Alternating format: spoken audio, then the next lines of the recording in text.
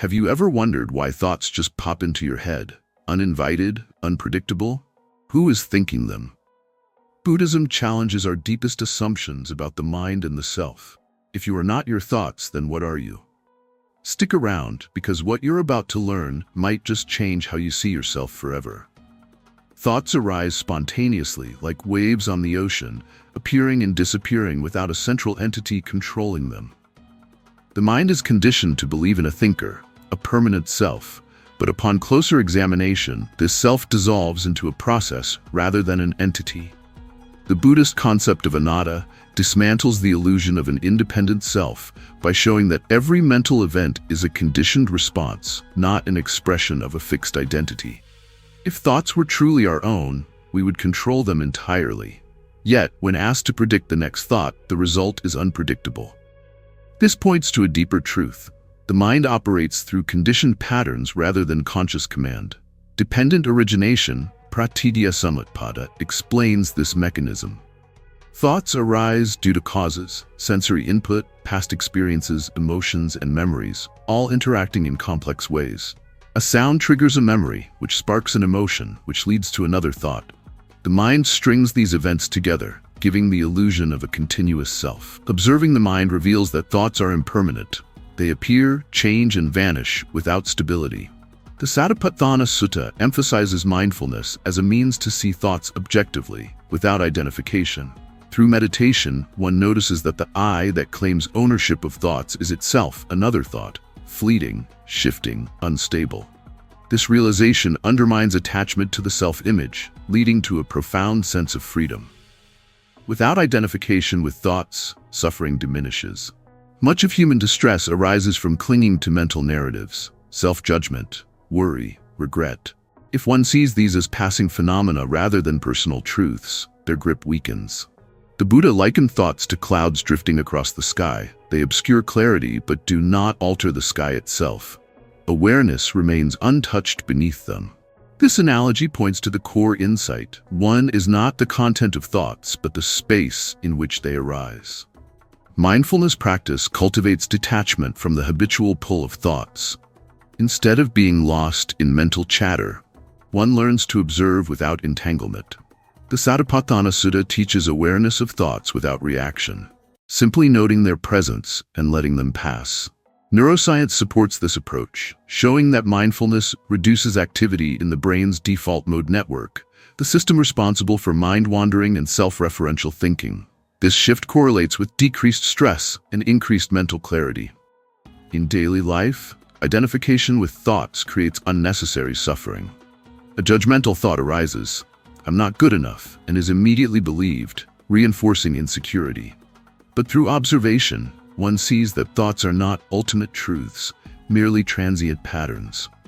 The mind is conditioned to produce judgments, fears, and desires, yet none of these define an inherent self. By stepping back and observing, one loosens the grip of these automatic reactions. Without attachment to thoughts, emotions also transform.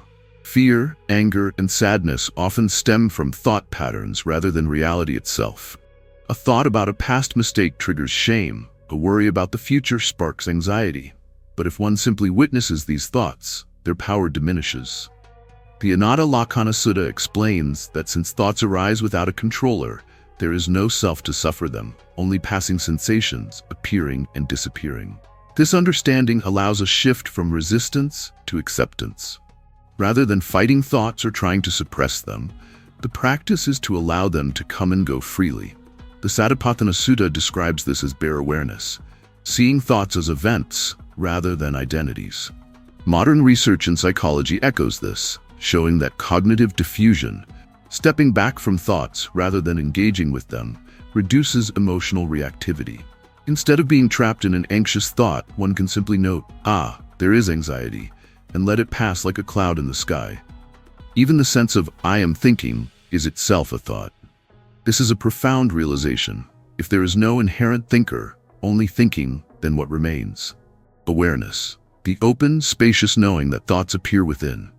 The Bahia Sutta emphasizes direct experience over conceptualization. In the seen, there is only the seen. In the heard, only the heard. There is no need for a self to narrate experience. Awareness functions perfectly without identification. This realization shifts perception fundamentally. Instead of feeling like a thinker generating thoughts, one recognizes that thoughts arise on their own. This can initially feel unsettling, as the illusion of control is deeply ingrained. Yet, as practice deepens, a sense of relief emerges. Freedom from the burden of maintaining a fixed identity. The mind relaxes when it no longer struggles to define itself. The implications are vast. If thoughts do not define identity, then old narratives lose their grip. A story about being unworthy, unsuccessful, or broken is seen for what it is, a mental construct, not reality. The Dhammapada states, all experience is preceded by mind, led by mind, made by mind. Changing one's relationship to thoughts transforms the entire experience of life. Equanimity arises naturally from this understanding. Without attachment to passing thoughts, reactions soften. The Brahma Viharas, loving kindness, compassion, sympathetic joy, and equanimity flourish when the self-centered viewpoint dissolves.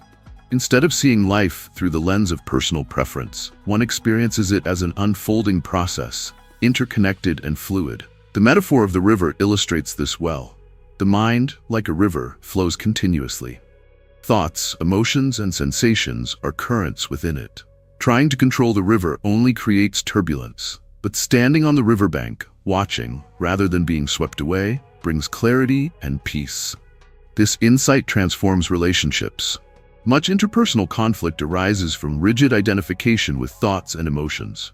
When one recognizes thoughts as impersonal phenomena, defensiveness fades. Instead of reacting automatically to criticism or praise, one sees these as conditioned responses in both oneself and others. Compassion naturally emerges from this understanding.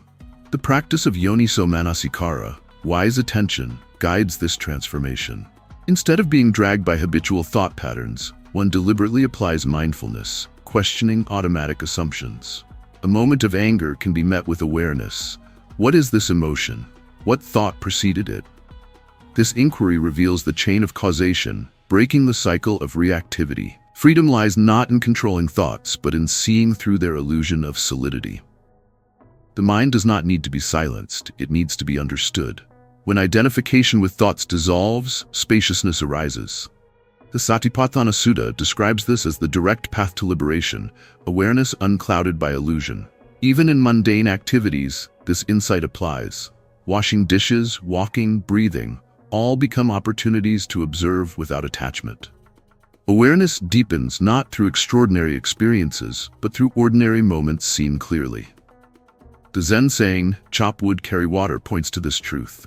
Enlightenment is not about escaping daily life, but seeing it with unfiltered awareness. This perspective also alters the experience of suffering. Pain, both physical and emotional, is magnified by identification. A painful sensation becomes unbearable when labeled as my suffering. But without this label, it is simply a sensation, intense but transient. The Satipatthana Sutta describes this detachment as the cessation of suffering, not because pain disappears, but because the self that clings to it dissolves. The mind habitually constructs an identity from thoughts, yet no thought lasts. If the self were real, it would not change. But in examining experience directly, one sees that nothing remains fixed. The Diamond Sutra states, a bodhisattva should develop a mind that does not abide anywhere. This is the essence of freedom, not grasping at any mental construct as a permanent self. Meditation deepens this realization. Sitting in silence, watching thoughts come and go, one notices their ephemeral nature. The sense of I fades into awareness itself. The jhanas, deep states of meditative absorption, reveal this directly. In stillness, thought subsides, yet awareness remains. This points to the truth: one is not thoughts, but the knowing in which they arise. From this recognition, a profound peace emerges. Life continues, thoughts appear, emotions fluctuate, but without the burden of identification, suffering diminishes. The mind remains open, clear, untroubled. This is the middle way, neither grasping at thoughts nor rejecting them, but simply letting them be.